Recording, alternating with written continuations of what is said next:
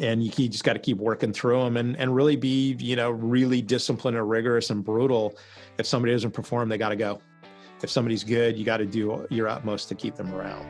This is the Staying Power Podcast, a show that explores the challenges business owners face as they grow. I'm Brandon Hall. And I'm Thomas Castelli. And together, we ask the tough questions to show you that running a business is not for the faint of heart. But if you have staying power, you'll overcome your challenges and achieve lasting success.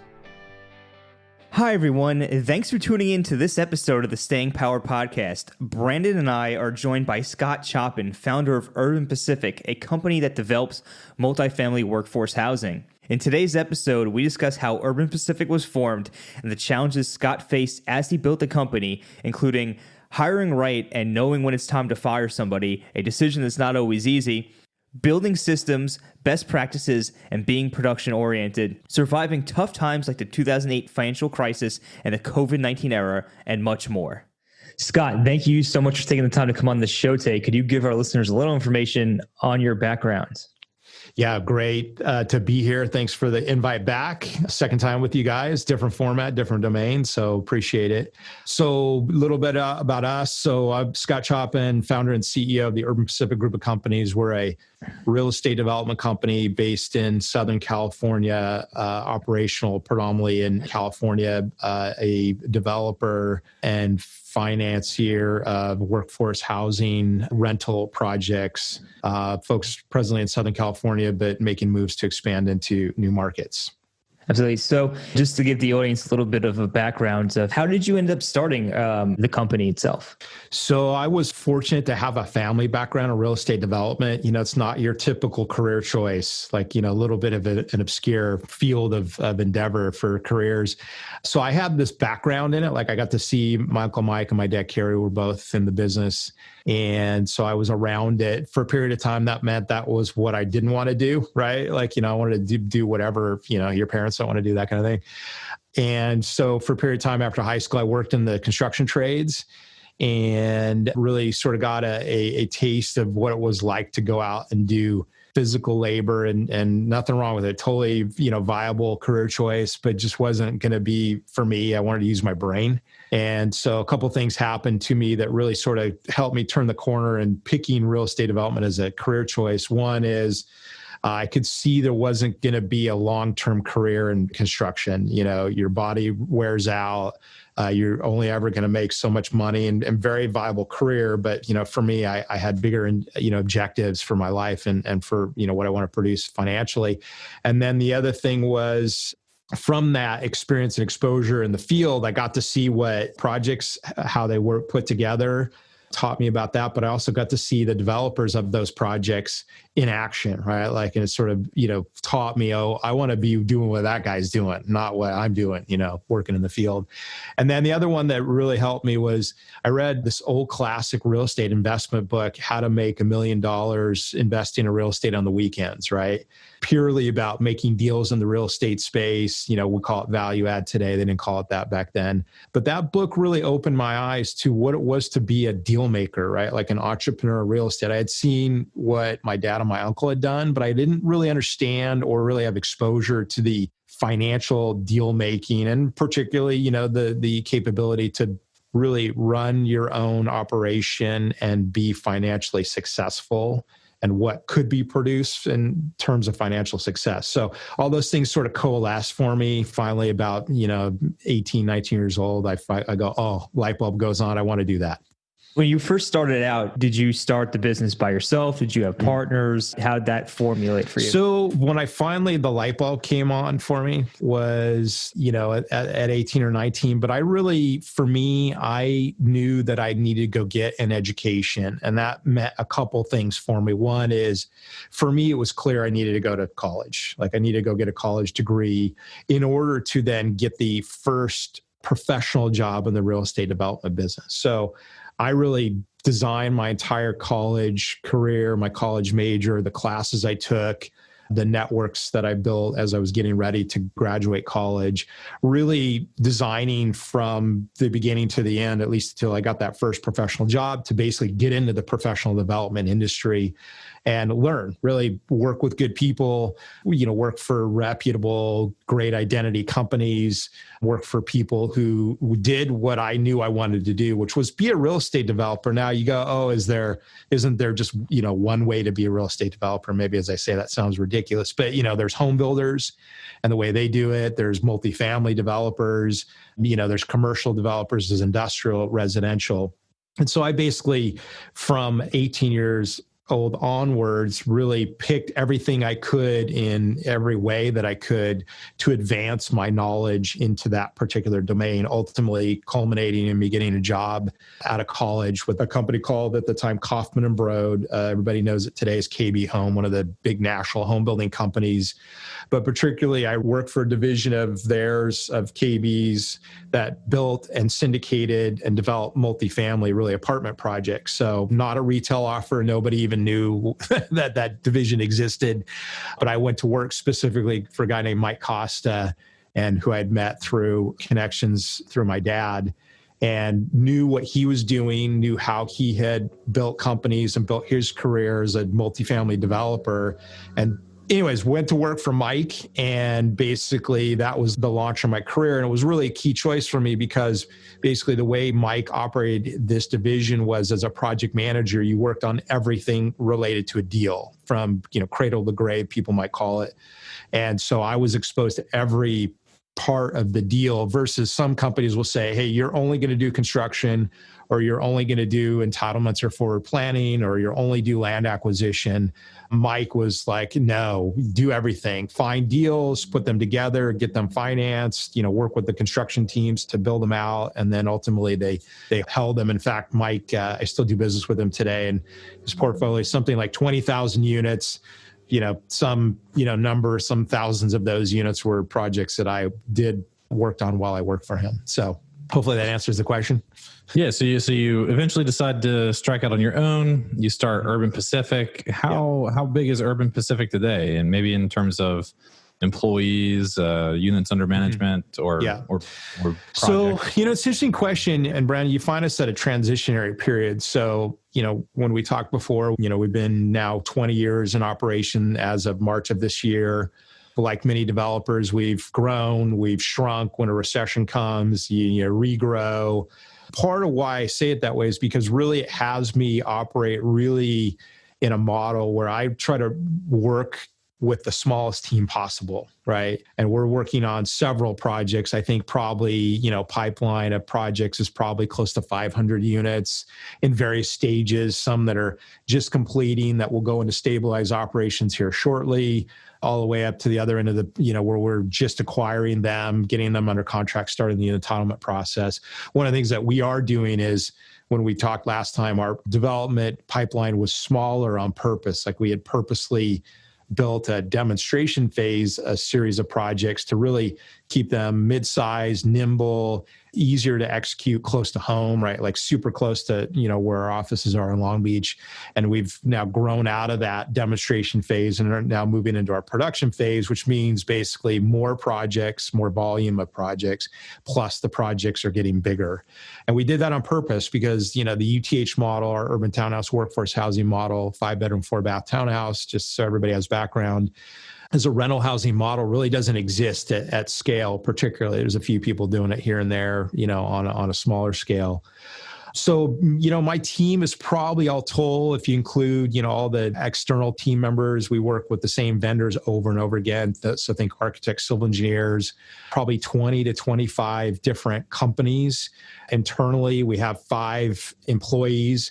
And one of the things that we do is we actually have a lot of folks, as many as we can, work remote. I have local people who work here in Southern California that are like in the project management role, who are out on site dealing with cities, the stuff that you have to do physically in person. And that part of our staff will probably grow here. That'll be the most growth in the next couple of years as we further grow this platform. But one of the things is we really try to keep everyone on a contract basis, or even hire them initially on a contract basis, or even now what I'm doing is I'm using a lot of people virtually. So I have social media manager, project coordinators, all of our accounting staff all work remotely. And this is basically because that's a big growth area, right? Like people are used to working that way. And particularly in coronavirus era, I mean, that happened more rapidly than any of us could have anticipated. But the other thing I'll offer is it really keeps our overhead light and flexible. And that's a real key, because what we did in 2008 is we carried a pretty healthy amount of staff, employees, actually direct employees with office space and all the normal, accoutrement of being a real estate developer. And we carried it way too far into the recession. And finally, when it came time to recognize that, hey, look, we got to reduce our burn rate, financing's not available, projects are not feasible, everybody's struggling with legacy distressed assets. We then did finally downsize, but that really taught me to just stay really, really nimble. And when you pair that up with the capability to coordinate with people virtually, I'm like all in on that. So we'll keep local direct, staffing to a minimal level and, work with as many remote people as can be effective. Did you always want to scale? It sounds like pretty big leagues. So did you always want to scale up, or was there ever an inflection point where you just decided, maybe you were just kind of going through the motions, but then at some point you were just like, you know what, we're going to the moon with this. Yeah. Talk to us about that. That's a great question. So in the beginning, when founded the company in 2000, I was 32. I'm a relatively aggressive, optimistic person by nature, right? Naturally for this business. So I had pretty big aspirations. Like ultimately, what I knew the midterm and long-term future, I knew I ultimately wanted to build big. Now, what did big mean? To me, it meant, office space and employees, right? Like the classic organizational structure. And then when we started to actually get some traction, I felt at the time, and I had some financial partners with me, that I actually wanted to sort of be more disciplined in our growth. Like we could get projects, we could finance them, lenders would lend, investors would invest. But I sort of felt like we needed some time to basically gear up for the bigger projects that we were taking on. And ultimately, we took on some projects in the sort of 04, 05 era, 2004, 2005, that were probably too big, not even probably, they were too big, not financially. We could raise the capital. We could, let me rephrase it. The projects weren't too big, guys. The projects were too complicated. And when you combine it with a big project, complicated and big to me is an arena for higher risk. So we took on a bunch. We're able to manage almost all those to completion and sort of, able to derive whatever value we could once 2008, 2009 came. And then as we came out of the recession and we're starting to look at around 2012 as the market was recovering for multifamily development, I really was very much of a mind that we wanted to grow, but in a disciplined manner. Not take on too much risk, make sure that the projects were appropriately sized and the appropriate complexity level for our team to perform. And then as we got better and got new team members or trained those team members that were capable of it and found good vendors, that architects, civil, that could serve the projects appropriately, then when the team was formed, you go, okay, now we have the good knowledge base, good team, good performers, good people, right? They were good operators, if you will, honest, transparent, good follow-up. It was at that point then we could then start to grow the model, right? So that took us to around 2016, and there was a market inflection point at that point in time, which basically had us change our direction in the type of projects that we're doing, where we moved from a more classic podium, mid-rise, urban infill apartment project style to the UTH model as a move to differentiate, as a move to be contrarian, to move out of the space where everybody was piling in to compete. A lot of big companies were coming into the podium, studio, one-bedroom style project in 2016, 2017. And I was, from '08 also recognized that we didn't want to be where everybody else was, right? And I think that's always been, we're a niche player in that way, but I was really we got to do it. Like I got to, finish the old projects, and we're not doing any more of those. So sort of break the old model to create destruction to in order to move to some new, differentiated part of the marketplace. And why I bring it to that point, guys, is because when we started this UTH model, it was so different and so experimental that it really, I sat down and I go, we really have to start small, like ridiculously small, like some project sizes that I've never done such small projects in my life. But I was very much after making sure that the growth that we produced was very, very disciplined. In fact, we had the name for it was our demonstration phase. It was a series of 4 projects. And I said, we got to get this, nailed down, like, so we know costs, so we know rents, so we know values, that we can experiment on small and mid-sized projects. And if they blow up in our face, that we can recover. And in fact, we did that. And we're now completing the 4th of that series. And we ended up, we're doing like a 22, 23% IRR. We're getting great returns to our investors. We got great risk mitigation. And only after we built the team, we saw the team perform, we built the model, we proved the model. Now it brings us to today where, particularly as we are in this coronavirus, recession, not oddly enough, our product, because of the style of family that we rent to, a multi-earner household, we're actually accelerating in this environment right now. So it's counterintuitive. Usually in a recession, you go, oh, there's going to be distressed real estate, and there will be. But our product is really where families go to combine together in a recessionary environment to share incomes and expenses. And so now, to answer your question, now I'm looking at the next several years. So we're still undersupplied. We have a great, stable demographic of renters, and we've got good capital supply. And in fact, since the last probably 6 or 8 weeks, I've had more calls from capital providers who know what we do to say, great, we see now that the environment is changing the direction, moving the direction of your product type.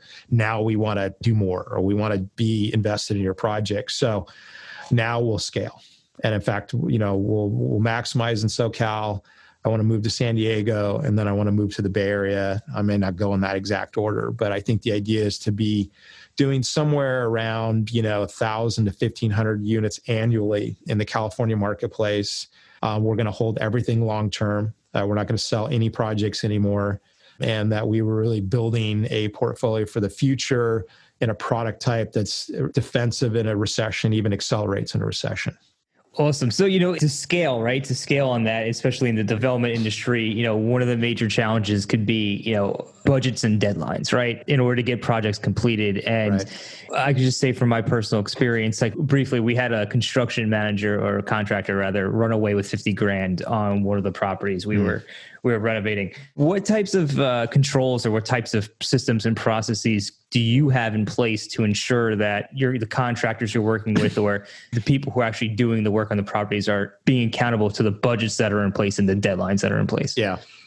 It's an age-old domain in real estate development and in value add and investments, right? To work with the construction world. So let's see, a few different ways that we do it. So one, we have systems and practices in place. So as an example, every project will have a project coordinator assigned to it.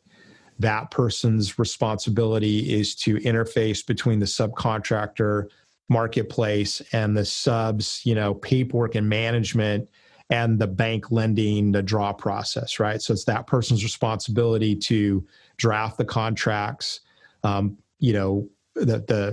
back up a little bit. So we only work with subs directly. We don't work with general contractors. So I call that the home builder model. So most of your big home building companies around the nation don't use third-party GCs. They are their own builder, owner builder, self-develop, self-build, whatever you want to call it.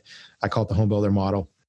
That's basically the developer going direct to the subcontract market. So one of the ways that we control that, to address your answer, is we have no intermediary between our own development entity and our staff and our team and the subcontractors. Now, subcontractors are like all contractors. Some are good, some are okay, and some are terrible.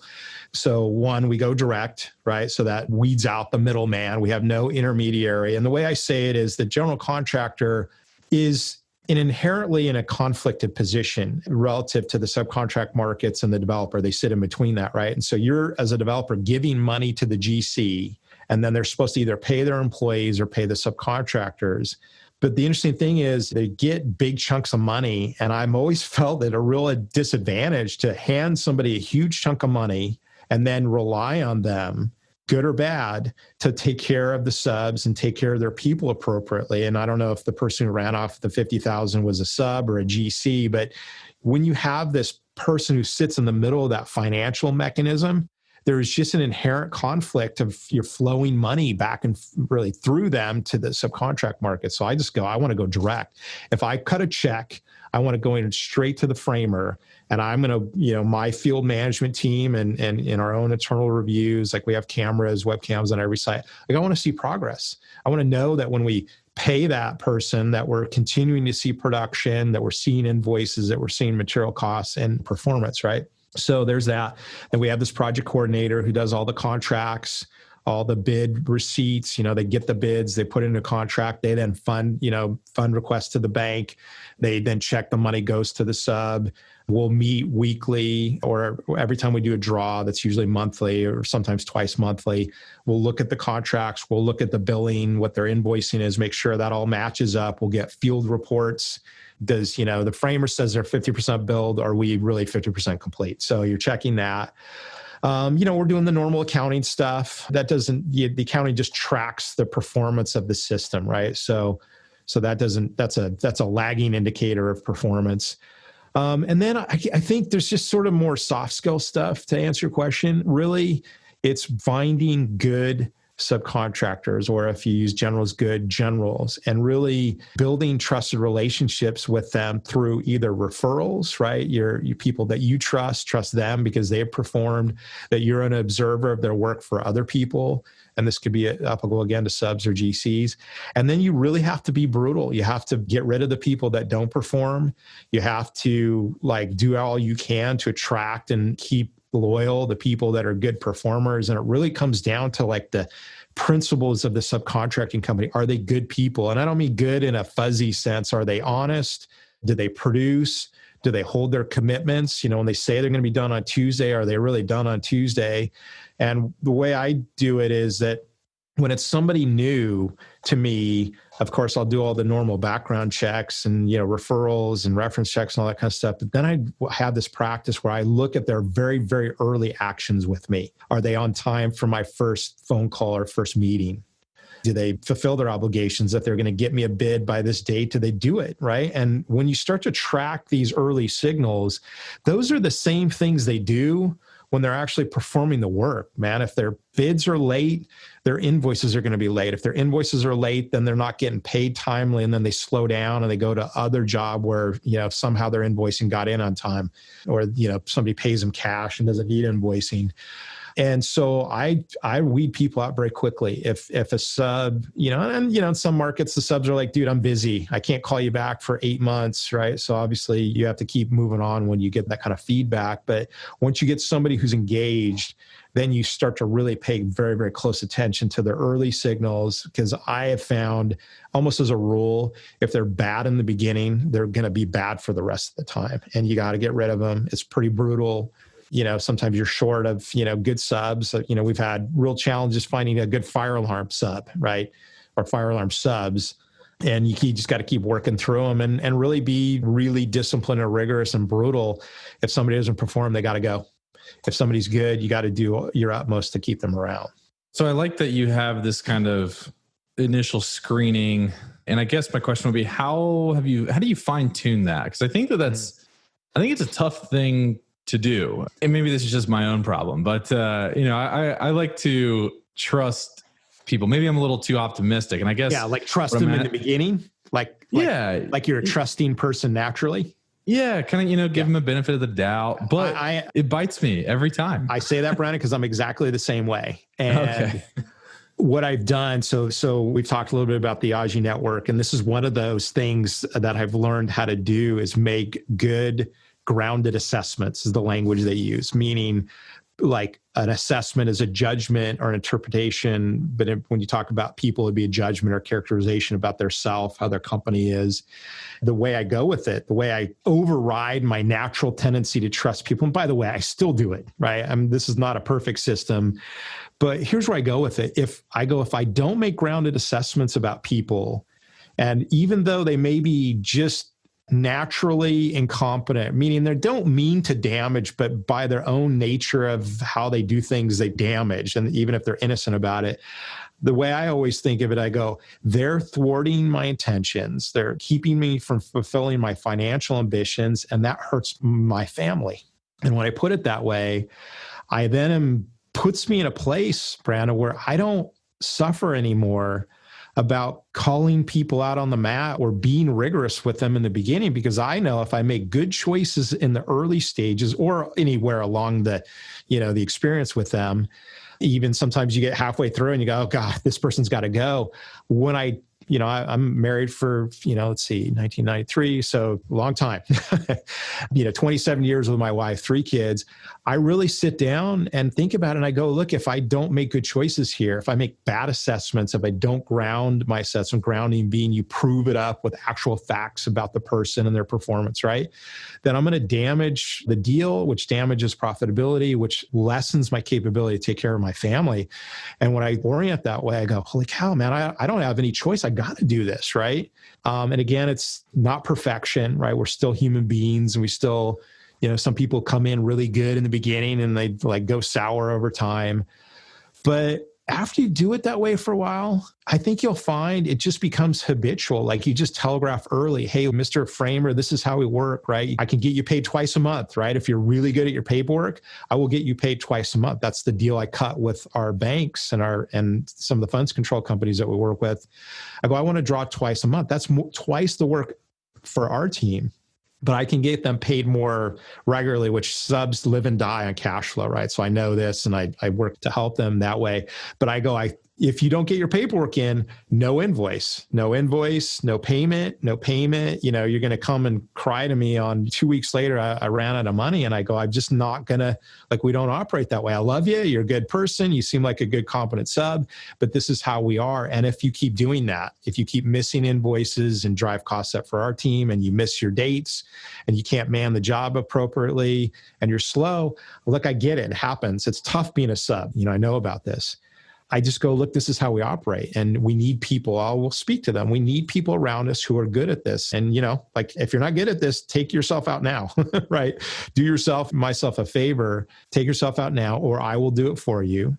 And I don't mean, I don't like you. I got to take care of my family. And in order to take care of my family, I have to have these projects execute as cleanly as possible. And then you build that over time. Right? You start to build the systems more robustly, you put more practices or better, more effective practices into place over time. So one of the reasons that we really did this early demonstration phase in the UTH model is I was really after that. I said, this is going to be the most production-oriented housing that we've ever built. And it's become much more so than I even intended, meaning more production-oriented. We have just weeded out.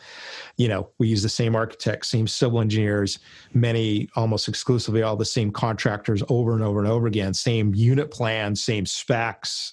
So we're really looking to remove as much complexity out of the system, part of which is assessing people that are in our networks who work with us in the team. And if they can't perform, we love you, but you can't be with us. And then you naturally operate that way, weed out the bad, attract the good. And then interestingly enough, when you start having subs that know you pay regularly and that you're an honest person, you take care of them as much as they take care of you, then other subs who are like that start to show up. Friends of the framer's plumber buddy. He's like, hey, dude, I hear it's good to work on your projects. You pay timely.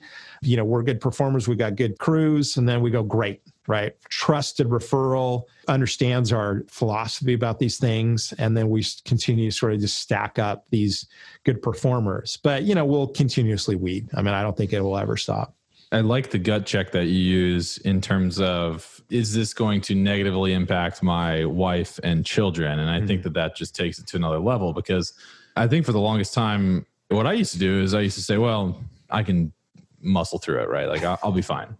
And that's how I used to operate. But then it sort of shifted. Actually, COVID really, and we're filming this in June 2020. So COVID actually kind of made me rethink. And I did something similar, not as good as you did it. And so I'm going to use that going forward. But what I did is I approached it in a manner of, hey, if this puts my team's economic security at risk, I'm not doing it. Yeah. And that goes for managing employees, making sure that people are hitting the things they need to hit. Hey, look. Right. We're going into an economic recession. I'm not carrying you if you can't meet the basic requirements. And it's not that I don't like you. I like you a lot. I care about every single one of my employees, but I can't go to, Tom or anybody else on my team and honestly tell them that I'm protecting them if you're not able to pull your weight. And so I've been able to do that with not only employees, but also contractors as well. And that's been my gut check. I really like what you did because it makes it more personal. It just makes it a little bit more harder hitting. And I think a lot of entrepreneurs think, I've bootstrapped this from the beginning. I'll be fine. But when you impose it on your spouse and your children, all of a sudden the conversation shifts. It's both more firm in one way, but it's also more peaceful in another way, right? Like, I think a lot of people, and I'll include myself in this, and you guys may be the same, it was hard to say no to people or to fire people, be it employees, be it contractors, be it staff, team, vendors. But it really brought, weirdly enough, I use the term peace, but just like calmness to the process. Like, I don't suffer anymore over telling people no. I'm not sometimes I'm hard with people because maybe they were really dramatically awful and it's just a really serious, issue or breakdown that I have to resolve. That does, happen. But more in the day to day, I just I'm at peace with it. Hey, look, I got to take care of my family, right? And in order to do that, I got to be effective. You got to be effective. We got to have people around us that are not causing breakdowns, right? I mean, first you move away from breakdowns, right? Like, you guys have all had it, some contractor, some team member who's just awful. Like, you got into it and they're just breakdown time and time again. You give them a chance, another breakdown, another chance.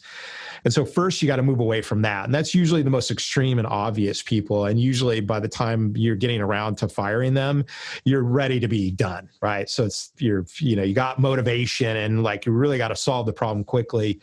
But then you start to upgrade and improve performance and start to reduce friction and make the team more effective.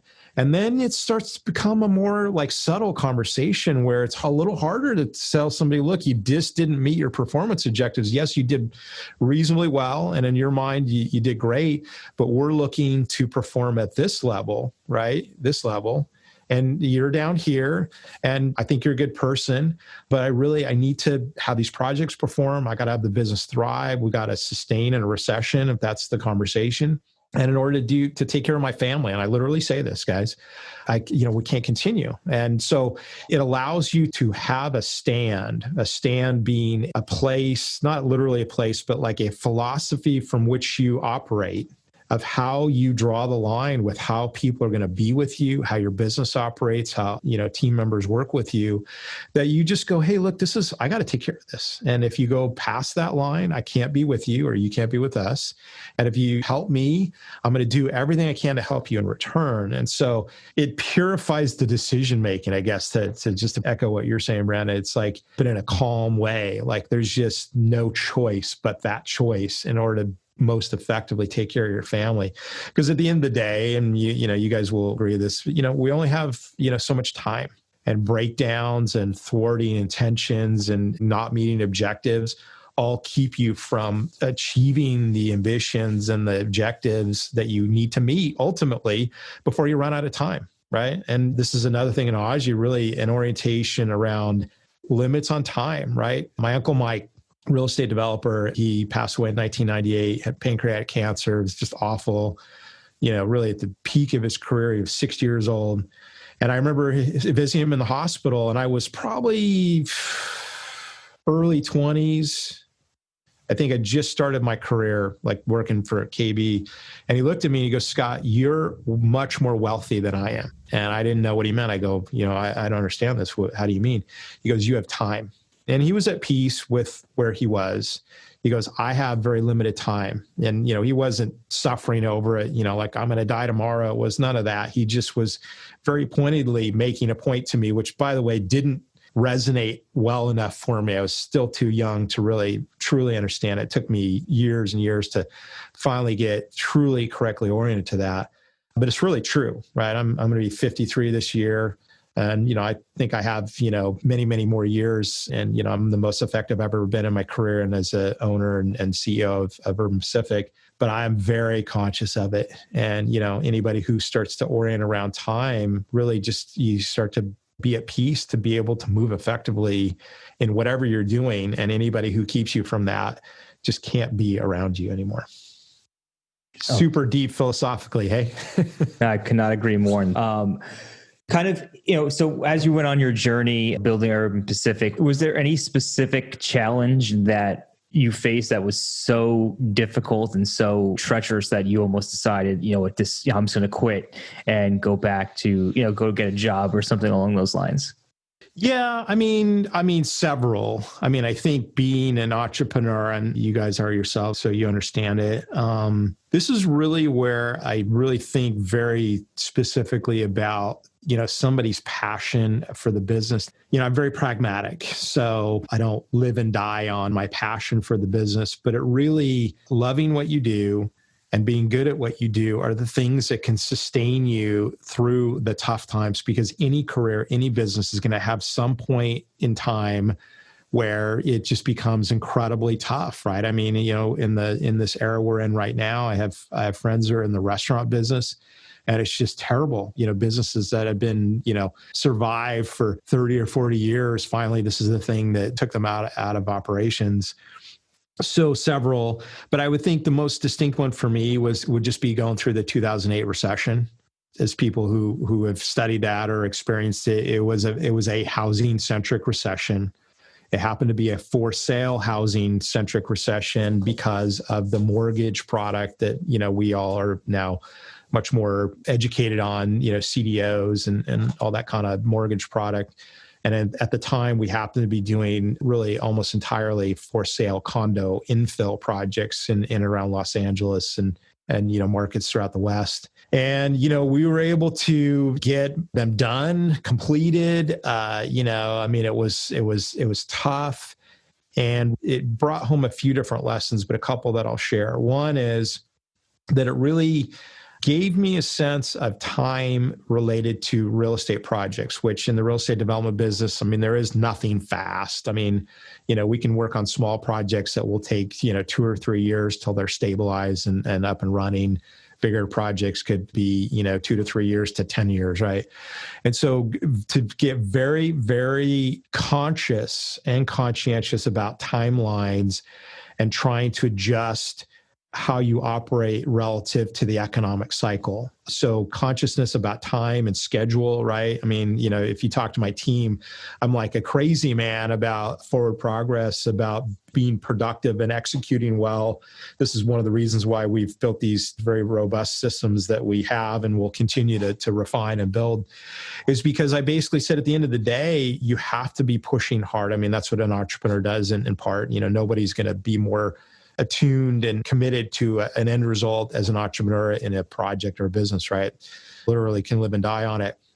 But I'm just like a freak about pushing forward, about executing well and going fast, because what it taught me was that if you had a project that was delayed for any reason, it might be a great project, but if you delayed because you didn't execute well in construction, or your land acquisition process took extra long, or your governmental entitlement process, carried you a year later in your schedule, it might carry you into recession. In fact, we saw that on some of our projects in 2008. Great viable projects. Had we sold the condo 6 months earlier, I'd be, retired on my sailboat in the Bahamas right now, right? We would have killed it. But 6 months of delay, or longer in some cases, really made the difference. It went from a great project to a terrible project, right? Almost overnight, right? In relative terms.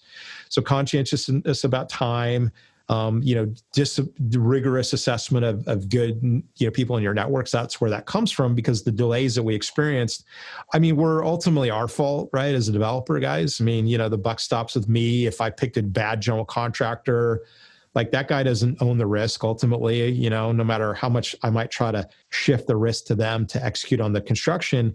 If they don't perform, I still hold the personal guarantee on the construction loan, right? I can never get rid of that. So that project's either got to do well or not do well based on, on my personal responsibility. And then I think just the idea of exposure or overexposure to particular market segments or geographic locations in real estate development, I became freakishly attuned to, what I call reading signals in the background noise, or signals from the noise, which is to basically be hyper vigilant and aware about the economic cycle where I wasn't before. In 2005, 2006, 2007, myself and people that I partner with at the time, you sort of get sucked up in what I call peak market thinking, right? Oh, it's the greatest market that's ever been. It's different this time.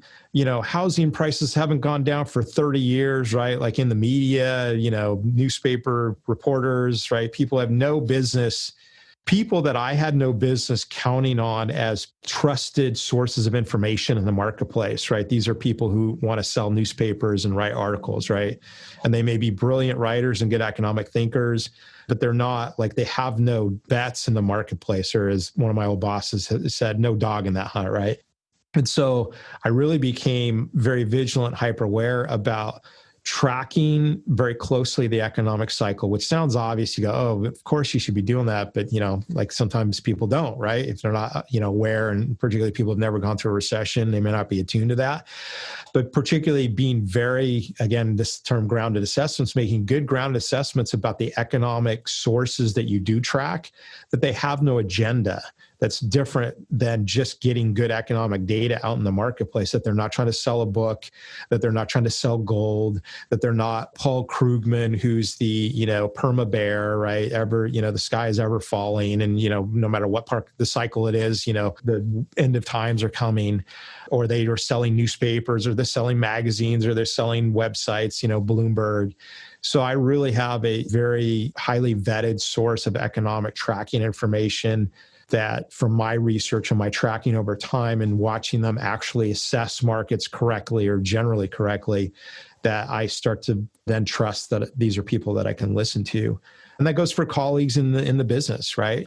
If somebody has an opinion about where the market's going, you look at them and you go, have they experienced a downturn? Have they been through the hard times? Because if they haven't, then I really can't say that I trust them as a source of information, of thinking about where the real estate development or real estate market is going generally, unless they've been through it. And even then, I might listen to, instead of 3 people, I want to listen to 10 people or 15 or 20 people, and then start to look for common trends and commonalities. Do those match up with the actual statistics that I'm tracking?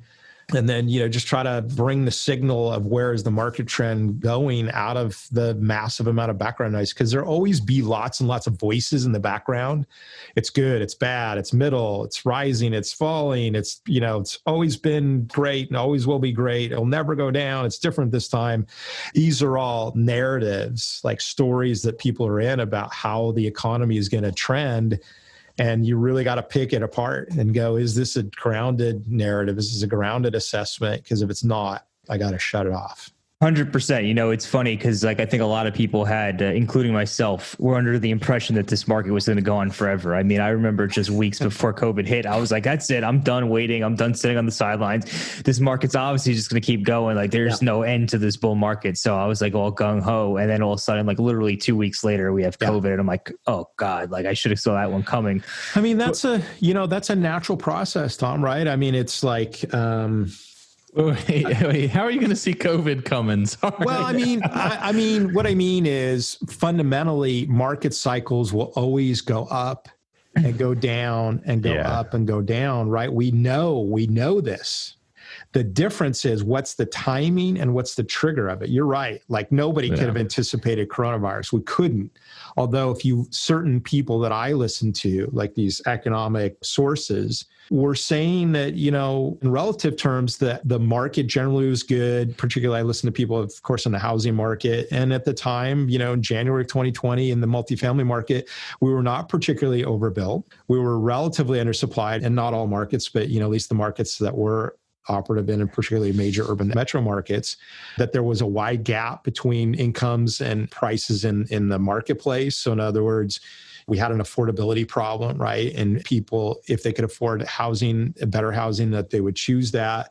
So we weren't in the housing market, we weren't in a frenzied period, right? If you look back at 2008, I mean, it just kept going up And, the age old, the shoe shine boy was, giving stock tips to Joe Kennedy, or, the gal at the strip club owned 5 houses and had aggressive ARM mortgages, right? If you ever watched that show, The Big Short, that was the example they use. Great movie, by the way. But we can know fundamentally that the market cycle is there. Right. And so when you orient that way, Tom, to your point, and it is tricky, man, it's like you go, gosh, am I too early? Am I too late? And so rather than time the market, which nobody can do, I mean, and certainly people do, Paul Tudor Jones, and the guys that shorted the CDO market made brilliant, once in a lifetime moves, and people will continue to do that. But where I go about it is if I design how I do deals and how I operate my development company and how I manage myself and my business with anticipation of at some point in the future, a down cycle will come, then I design deal structures and capital structures to operate coherently with that. So I'll give you an example. So 18 months ago, I converted all of our apartment projects, which normally we would have merchant built, which means we would have build it, rent it, sell it, right? We just are building deals and selling them, making the profit, and then move on to the next deal. I made the choice, a disciplined choice of saying, I knew that at some point the market cycle was coming, particularly signals that I listened to is, in the news, it was the longest economic expansion in U.S. history, 10 years plus, right? And when I hear that, I start to go, that to me was what I saw before in 2008, but I ignored, or I didn't listen to, or I didn't know to hear it, right? And particularly the term I use, it's different this time, right? And although the longest economic expansion in history isn't the same as saying it's different this time, people could equate those two, right? I just started to go, look, we're due for a recession. I don't know when. I don't know what the trigger will be. So now I'm going to go to long-term hold structures on all of our multifamily deals, which does 2 things. One is I want to build a long-term asset base for our company and for my family, right? So that's a move that I was working on anyways. But then I go, in 2008, if you compared a for-sale housing market with the rental market in Southern California, particularly is where I've studied most, the multifamily market was barely affected in 2008, 2009, 2010, partly because people were coming out of foreclosed homes into the rental market, but it was relatively flat, meaning stable. And I go, okay, so if we're in California and we're undersupplied, and I'm not in a market segment that's oversupplied, which there were some, right, recently, and I'm in a tenant demographic that's relatively stable, multi-earner households, working families that obviously did get affected by coronavirus, but in a multi-earner household, when you have 3 or 4 incomes, then that generates relative stability. I said, if I can do that, and then I'm in a long-term hold structure with my equity, 10 years, then I go, if a recession comes in 1 or 2 or 3 or 5 years, then as long as I have stable tenant base and I'm not in an oversupplied market where people will lower rents till, everybody beats the crap out of each other, then I go, in relative terms, I can look forward to a stable operations in my real estate project, right? And then I can ride through the recession. As long as I'm not forced to sell or refinance in the deepest part of the recession, then we'll be okay. Right. And I just went from there. Now, okay is not, retiring wealthy and making all the money you need to never work again. Right. But what it is as a defensive safe harbor. Right. I go, if I can be in assets that won't get smashed in a downturn, then I could expect relative, statistical terms to generally be better odds of survival. Now, in this coronavirus era, multifamily generally is probably one of the most viable real estate products there is. Now, there's sectors inside of it that are going to be troubled. So your single earner households, right? 1 income, living in a studio unit, lose the job, got to move out of the apartment. Right. And in fact, our UTH model at 5-bedroom, 4-bath is where families and roommates come together to combine together in a recessionary environment, right? If they're going to economic share, meaning share costs across a larger group of income earners, and we're still in an undersupplied market, then that's one of the logics of stability, or I call it recession resilience is the terminology I use for it. And then what you do is you add that to now in a recession, you could expect land prices to go down and construction costs at least to moderate or hopefully go down. That's what we're hoping for. Then I go, that's a model for acceleration. Now, we couldn't know that it would accelerate. But what I could say is, number one, It's what's the age old, rule number one is don't lose your money. And rule number two is look at rule number one. It's first, don't lose your money, right? Don't have your project destroyed. Don't have to sell it at the bottom of the market. Don't have your investors force a sale because it's 3 years and your fund is, the lifetime of your fund is over. Your investment window is closed, right? As long as you were in that position, then you could at least sustain. And then you could go from there, then as long as I'm not killed, then I remain alive. And then I can basically work to capture territory to accelerate in the downturn in whatever way that might be viable at the time. So hopefully that answers your question. No, this is all great insight for sure. We are coming up on time. So I just wanted to ask one last question. If our listeners wanted to get in touch with you or learn more about you and what you do at Urban Pacific, how could they do so? Yeah, I appreciate that. So I would encourage people to go to our website first, www.urbanpacific.com. Do a couple things when you're there. So there's a red button on every page. Hit that button and subscribe to our email list. We put out an e-blast every Saturday. I think you see we're looking to produce value for particularly investors, but people that are in the multifamily marketplace generally. So you're going to see articles about market trends. We're going to share some of these economic tracking tools and sources that I described today. We'll give you our philosophy and read on the marketplace. We're not economic prognosticators, but what we're doing is we're sharing the standard practices that we're in to protect our business and our projects and our families. And then we're just sharing that out to the marketplace with people. Go to our investor education section, tons of articles, videos, podcasts. We put out weekly blog posts and all very similar educational stance, really trying to produce really a lot of great value for people who could, come to take a look at what we're producing. Go to our contact page and my email address is on there and my direct phone number is there. If people want to reach out to me via text on that number, welcome to do that. Email is best. That'll get the best response because I have a team of people who help me, communicate out into the marketplace. But go there, and then I'm on LinkedIn/Scott Choppin, and then go to our YouTube page, and there's a lot of good videos about what we do in the real estate development space. Again, in this value creation stance that we're always trying to keep a focus on. Awesome. So we're going to go ahead and drop that information down in the show notes below for everybody who's listening. If you want to check that out. Scott, I want to thank you again for taking the time to come on. Looking forward to releasing this very shortly. Thanks, guys. Great to be here. Thanks for listening. If you enjoyed the show, leave us a review on iTunes and share the show with other business owners who may be facing their own growth challenges. And if you own a professional services firm, consider joining our private community. The Staying Power Collective is a community where owners of accounting, law, and consulting firms discuss best practices for running and growing virtual businesses. You'll get access to our Slack group, and you'll have a Zoom meeting once a month with a small group of other firm owners. To apply for the group, head on over to www.stayingpowercollective.com and fill out the brief form. And if you have suggestions for future topics or guests, or if you have general questions or feedback, send us an email at contact@stayingpowercollective.com. Thanks so much for listening, and have a great rest of your week.